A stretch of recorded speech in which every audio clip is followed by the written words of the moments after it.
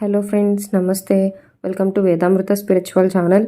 ఈరోజు మనం 12వ శతాబ్దానికి చెందిన ఒక అద్భుతమైన హిందూ దేవాలయం గురించి తెలుసుకుందాం. అది బేలూరుకి చెందిన చెన్నకేశవ స్వామి దేవాలయం. ఇది హసన్ పట్టణానికి 35 కిలోమీటర్స్ అలాగే బెంగళూరు నుంచి 200 కిలోమీటర్స్ దూరంలో ఉంది. ఇంకా ఈ ఆలయం చరిత్రకు వస్తే శ్రీ చెన్నకేశవ ఈ దేవాలయం అనేది 1117వ సంవత్సరంలో హోయసల సామ్రాజ్యానికి చెందిన విష్ణువర్ధనుడు అనే రాజు నిర్మించారు. ఈ ఆలయ నిర్మాణం 3 తరాలకు పైగా కొనసాగిందంట. పూర్తిగా ఈ ఆలయం నిర్మించడానికి 103 సంవత్సరాలు పట్టిందంట. మైన్యూట్ డీటెయిలింగ్ ఉందంటే ఫ్రెండ్స్, చాలా బాగుంది. ఖచ్చితంగా వచ్చిన వాళ్ళందరూ ఇక్కడ కంపల్సరీ విజిట్ చేస్తే చాలా బాగుంది. ఇంకా ఈ ఆలయం వాస్తు శిల్పాల గురించి మాట్లాడుకున్నట్టయితే దేవాలయ నిర్మాణ శైలి హోయసల వాస్తు శిల్పానికి అత్యుత్తమ ఉదాహరణ.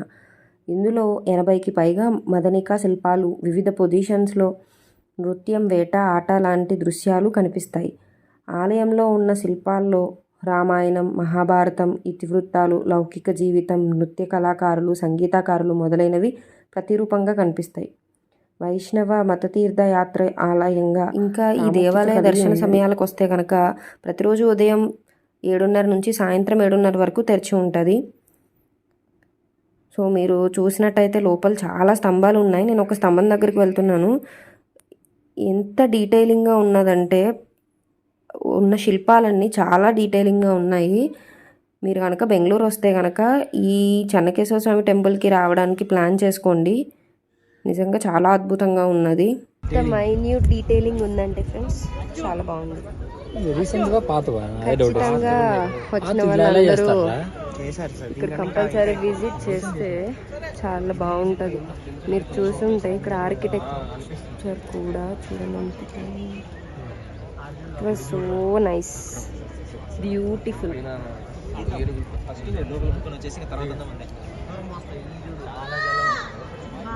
ఇంకా ఈ గర్భగుడి తలుపులు బయట అటు ఇటు శిల్పాలు, మొత్తం ఆ గర్భగుడి తలుపులు అవంతా చాలా డీటెయిలింగ్గా డిజైన్ అలాగే శిల్పాలలో చెక్కేసి ఉన్నారు.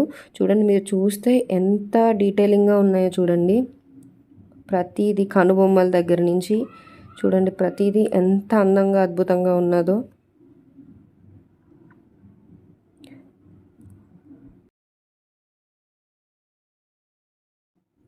ఇక్కడ చూడండి, ఇది ద్వారం మీద ఉన్న శిల్పాలు. మీరు చూసినట్టయితే మీరు డైరెక్ట్గా చూస్తే ఇంకా అద్భుతంగా ఉన్నది. చూడండి, అటు ఇటు శిల్పాలు ఉన్నాయి. ఎంత డీటెయిలింగ్గా ఎంత అద్భుతంగా ఉన్నదో చూడండి.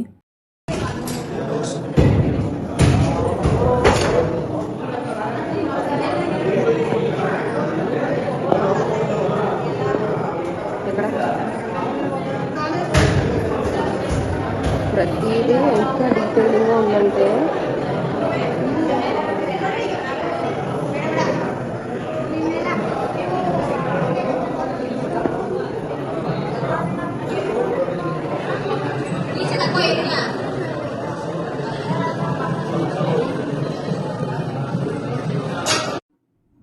ఇంకా ఇక్కడికి వస్తే దర్శనం చేసుకొని ఎడమ వైపు నుంచి బయటకు వస్తే ఇది అంతా ఆలయానికి ఎడమవైపు. ఇక్కడ ఇంకా చాలా గుళ్ళు ఉన్నాయి. మీరు చూసినట్టయితే కనిపిస్తున్నాయి కదా. కానీ మేము వెళ్ళిన టైంకి ఈ పక్కన ఉన్న గుళ్ళు చాలానే మూసేసేసి ఉన్నారు. మీరు చూసినట్టయితే చూడండి, ఇక్కడ శిల్పాలన్నీ ఎంత బాగున్నాయో. మేము ఆగస్టు నెలలో వెళ్ళాము. వర్షాలు పడ్డాయి. ఆ వర్షంలో ఇంకా అందంగా ఉంది దేవాలయం. చాలామంది టూరిస్టులు అయితే వచ్చారు. వాళ్ళకి టూరిస్ట్ గైడ్లు ఈ శిల్పాల యొక్క ప్రత్యేకత, ఆలయం యొక్క ప్రత్యేకత అనేది వాళ్ళకి చెప్తున్నారు. హాయ్ గైస్, ఇది బ్యాక్ సైడ్ అనమాట. కొంచెం మొత్తం టెంపుల్ అంతా చుట్టూ కూడా ఆల్మోస్ట్ ఇలా స్తంభాలతో పెట్టారనమాట కన్స్ట్రక్షన్. ఇక్కడ మళ్ళా టెంపుల్ ఎనికియాలి, మళ్ళా సేమ్ అటు సైడ్ కూడా అనమాట. ఇంకా ఇక్కడ చుట్టూ కూడా ఆల్మోస్ట్ ఇలానే ఉంది. ఇక్కడ ప్రతి ఒక కార్నర్స్ డిఫరెంట్ టెంపుల్స్ ఉన్నాయి. ఇది టెంపుల్ బ్యాక్ సైడ్. సరే ఆర్కిటెక్చర్ ఎవరొచ్చు మీరు అసలు ఎంత బ్రిలియంట్గా ఉందో.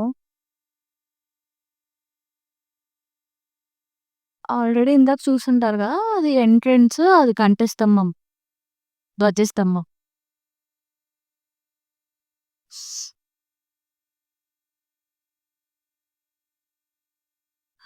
అందరూ గూడా చాలా మంది విజిటర్స్ వస్తున్నారిక్కడ. అంటే కొంచెం క్రౌడెడ్‌గానే ఉంది ప్లేస్ మొత్తం.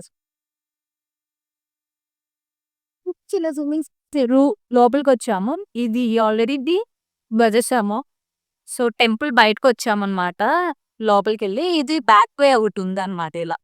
సో, ప్రతి కార్నర్స్ దగ్గర గూడా ఇలా ఒక టెంపుల్స్ ఉంది. బట్ ఆఫ్టర్‌నూన్ సో, అన్నీ క్లోజ్ చేసేసారు ప్రెజెంట్ అయితే.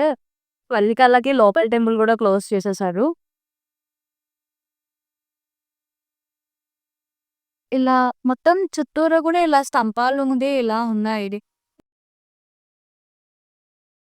సో, బయట గూడా ఆల్మోస్ట్ చిన్నతనం ఉంది. ఫ్రంట్‌లో ఎలా ఆర్కిటెక్చర్ ఉందో అలానే.